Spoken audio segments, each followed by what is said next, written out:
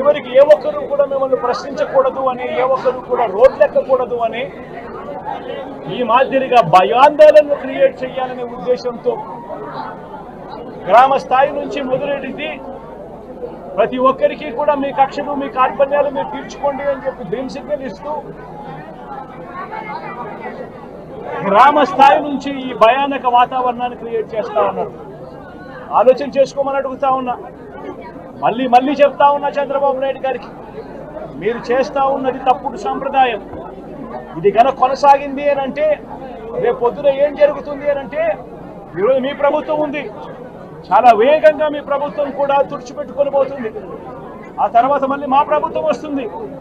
ఆ తప్పుడు మా ప్రభుత్వం వచ్చినప్పుడు కార్యకర్తలు నేను వద్దు అని చెప్పినా కూడా వినకుండా ఆ కార్యకర్తలు చంద్రబాబు నాయుడు గారి తెలుగుదేశం పార్టీ వాళ్ళందరికీ కూడా బుద్ధి చెప్పే పరిస్థితి కూడా చంద్రబాబు నాయుడు గారు బీజం వేస్తా ఉన్నారు ఈరోజు. దయచేసి నేను చంద్రబాబు నాయుడు గారికి చెప్తా ఉన్నా, ఈ తప్పుడు సాంప్రదాయాలను ఇంతటితో ఆపండి. ఈ తప్పుడు సాంప్రదాయాలు పెద్దయ్యాయి, వృక్షాలైనాయి అని అంటే ఆ తర్వాత ఆపడం ఎవరి చేత కాకుండా పోతుంది. ఇప్పటికే లా అండ్ ఆర్డర్ అనేది గాడి తప్పింది. ఇప్పటికే ఏం జరుగుతూ ఉంది అన్నది మీకే తెలియకుండా కూడా జరిగేంత దారుణమైన పరిస్థితిలోకి ఈరోజు లా అండ్ ఆర్డర్ పోతా ఉంది. ఒక వైఎస్ఆర్సీపీ కార్యకర్తలే కాదు, వైఎస్ఆర్సీపీని అభిమానించే వాళ్ళే కాదు, చివరికి మహిళల మీద కూడా అగత్యాలు పెరిగిపోయినాయి, చిన్నపిల్లల మీద కూడా అగత్యాలు పెరిగిపోయినాయి. ఇష్టం వచ్చినట్టుగా రౌడీజం పెరిగిపోయింది. ఇష్టం వచ్చినట్టుగా ఎవరికి బుద్ధి పుడితే వాళ్ళు చేస్తూ ఉండే కార్యక్రమాలు జరుగుతూ ఉన్నాయి. లా అండ్ ఆర్డర్ పూర్తిగా గాడి తప్పిన పరిస్థితులు కనిపిస్తూ ఉన్నాయి. ఇప్పటికైనా చెప్తా ఉన్నాను, హెచ్చరిస్తా ఉన్నాం, మరొకసారి కూడా చెప్తా ఉన్నాం. శుక్రవారం ఈ మధ్య కాలంలోనే జరిగిన ఇంకొక ఘటనలో ఏకంగా చంపేసిన ఘటన చూశాం నంద్యాలలో. శుక్రవారం నేను అక్కడికి కూడా పోతా ఉన్నాను. ఆ ఘటనను కూడా ఒకసారి రాష్ట్రం దృష్టికి, దేశం దృష్టికి కూడా తీసుకొని పోయే ప్రయత్నంలో భాగంగా అక్కడికి కూడా వెళ్ళి జరిగిన అగాత్యం, జరిగిన అన్యాయం అక్కడ కూడా హైలైట్ చేసే కార్యక్రమం కూడా చేస్తాం. ఖచ్చితంగా హైకోర్టు తలుపులు తడతాం, అవసరమైతే సుప్రీంకోర్టు తలుపులు కూడా తడతాం. ఇప్పటికే ప్రధాన రాజకీయ పక్షాలన్నింటికీ కూడా రాష్ట్రంలో జరుగుతూ ఉన్న అన్యాయాల గురించి వివరించడం జరిగింది. హైకోర్టు, సుప్రీంకోర్టు గడపలు కూడా గట్టిగా వాళ్ళ తలుపులు కూడా కొట్టే కార్యక్రమాలు గట్టిగా చేస్తాం. రాష్ట్రంలో జరుగుతూ ఉన్న ఈ అన్యాయాలు, ఈ ఆక్రందనల మీద ఎందుకు ప్రెసిడెంట్ రూల్ విధించకూడదు అని చెప్పి కూడా గట్టిగా వాళ్ళని అడిగే కార్యక్రమం కూడా చేస్తాం. గవర్నర్ గారిని కూడా ఈ విషయంలో కలగజేసుకోవాల్సిన అవసరం ఉంది అని చెప్పి కూడా గవర్నర్ గారిని కూడా ఈ సందర్భంగా విన్నపిస్తా ఉన్నాం. ఇవన్నీ కనీసం మీరన్నా సుప్రీంకోర్టు జడ్జిగా పనిచేశారు, కనీసం మీ సమక్షంలో మీరు ఉండగానే ఇవన్నీ ఈ రాష్ట్రంలో జరుగుతూ ఉన్నాయి. దయచేసి మీరు కూడా కాస్తో కూస్తో చూసేసి ఉన్నట్టుగా పోకుండా మీరు గట్టిగా ఇన్వాల్వ్ కమ్మని చెప్పి గవర్నర్ గారిని కూడా ఈ సందర్భంగా విజ్ఞప్తి చేస్తా ఉన్నాం. మర్డర్స్ జరిగినవి 4. ఆ 4లో 3 చనిపోయింది టీడీపీ వాళ్ళు. ఈరోజు నువ్వు ఏం మొహం పెట్టుకుని 36 హత్యలు, పొలిటికల్ హత్యలు జరిగినాయని చెప్పి ప్రజలను భయభ్రాంతులు చేయడానికి సిద్ధపడుతున్నావు? ఇంకా నీ మాటలు నమ్మేస్తారని అనుకుంటున్నావా జగన్మోహన్ రెడ్డి, పులివెందుల ఎమ్మెల్యే? ఇంకా నీ మాటలు నమ్మేస్తారని జనాలు అనుకుంటున్నావా? దీనికి ఒక ప్రైమ్ మినిస్టర్కి నువ్వు లెటర్ రాసి రాష్ట్రపతి దగ్గరికి వెళ్ళి రాష్ట్రపతి పాలన విధించాలి, ఇక్కడ రాజ్యాంగం అన్నది భ్రష్టు పట్టిపోయిందని నువ్వు మాట్లాడుతున్నావు కదా. అసలు విషయం చెప్పను ఒకసారి. ఆంధ్రప్రదేశ్ హైకోర్టు తమరు 2019లో పీఠం ఎక్కిన తర్వాత 2020లోనే ఇక్కడ కాన్స్టిట్యూషనల్ బ్రేక్ డౌన్ జరుగుతుందని డైరెక్ట్గా హైకోర్టు ఆ రోజు మాట్లాడింది. దీనికేం సమాధానం చెప్తావు? ఆ రోజు 14 సంవత్సరాల సీఎం తర్వాత ఇప్పుడు మళ్ళీ సీఎంగా ఉన్నారు చంద్రబాబు నాయుడు గారు.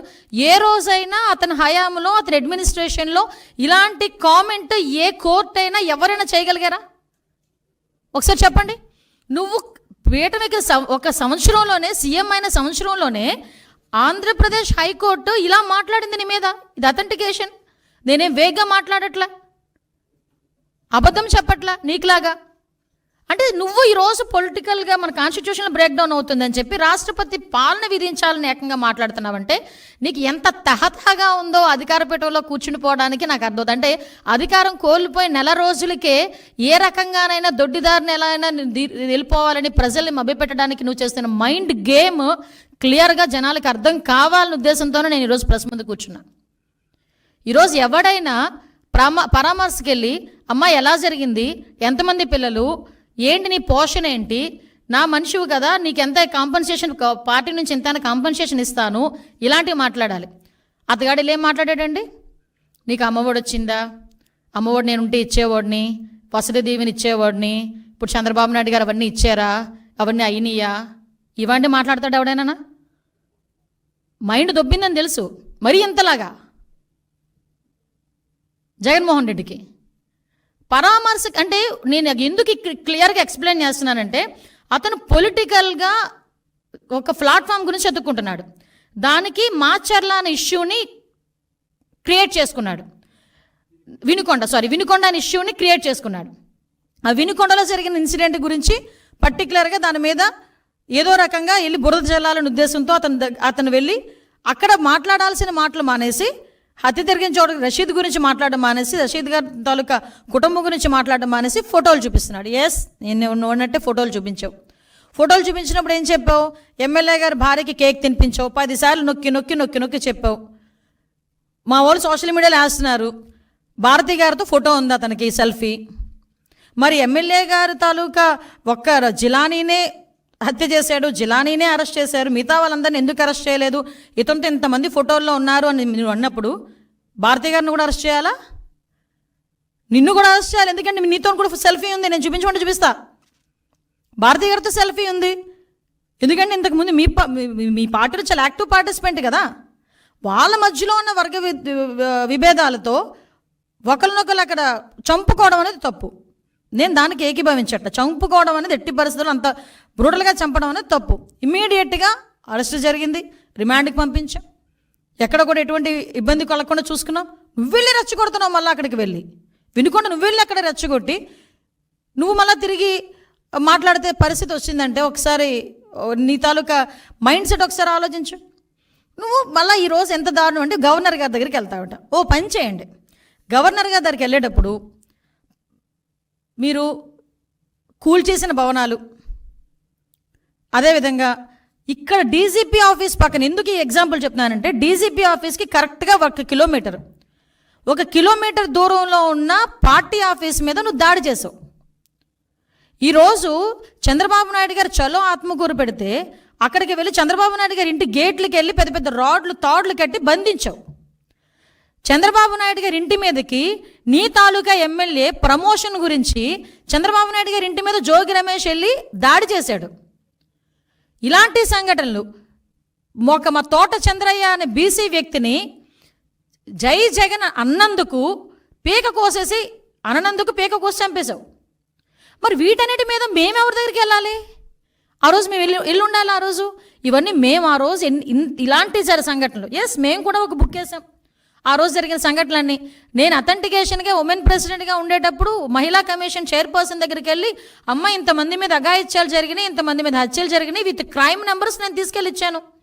నీ దగ్గర అలాంటి అథెంటికేషన్ ఏదైనా ఉందా? నీ దగ్గర అలాంటి ప్రూవ్ ఏమైనా ఉందా? తీసుకొచ్చి చూపించు.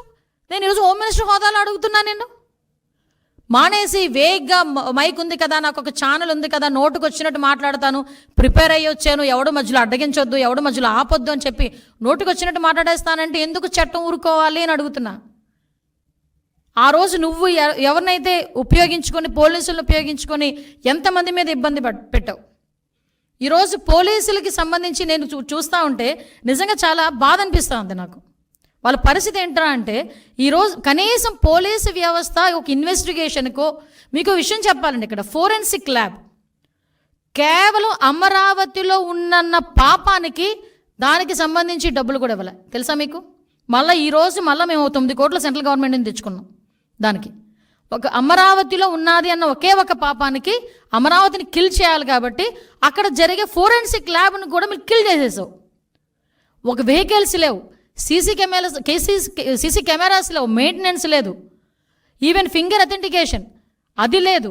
వాటన్నిటికీ కూడా ఈరోజు అంటే అన్నీ కూడా నిర్వీర్యం చేసి కేవలం నీ దగ్గర నీ కాపలాకి 1000 మంది పోలీసులను ఇంటి దగ్గర పెట్టుకొని నువ్వు రోడ్డు మీద వెళ్తే పరదాలు కట్టడానికి, నువ్వు రోడ్డు మీద వెళ్తే చెట్లు నరగడానికి, నువ్వు రోడ్డు మీదకి వెళ్తే బారికేడ్స్ చేయడానికి, నీకు కాపలా చేయడానికి మాత్రమే 5 సంవత్సరాలు పోలీసులను